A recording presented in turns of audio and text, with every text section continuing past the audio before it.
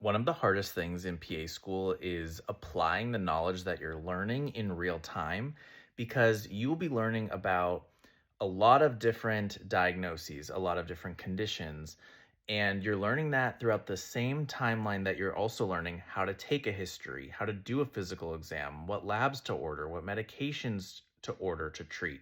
And so to do that at the exact same time as learning a lot of the conditions that could be possible is difficult until you get into real practice and you apply it. And forming a differential diagnosis is the most important skill that you can have, especially when you work in somewhere like urgent care, like I have.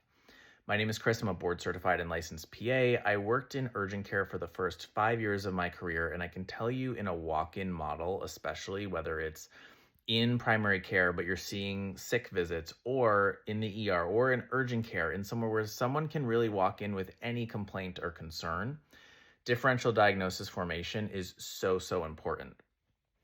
The way that I go about it is I hear the initial complaint, concern, the area of concern, and I think about a few things. I think about injury, infection, inflammation, and then I go from there. Because if I consider those things, I am most likely going to hit the most life threatening and the most likely and work my way through to determine what tests or orders I need. So if someone comes into me saying, "Hey, I'm having arm pain," I'm going to think about, was there injury to this arm? Is there infection to this arm? Is there inflammation in this arm? And we could go and add other things to this thought process, but those are big ones.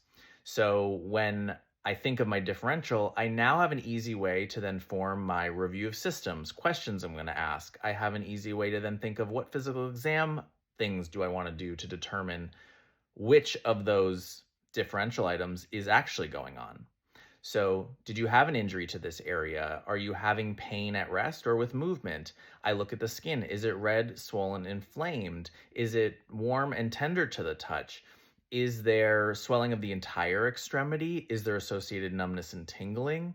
And has this ever happened before? There's so many different questions that you'll get from forming that differential, but it's only after you learn all of the things that something could be that you can fully understand how you utilize your differential diagnosis to make it easier when coming up with your questions for your review of systems and your history and physical exam.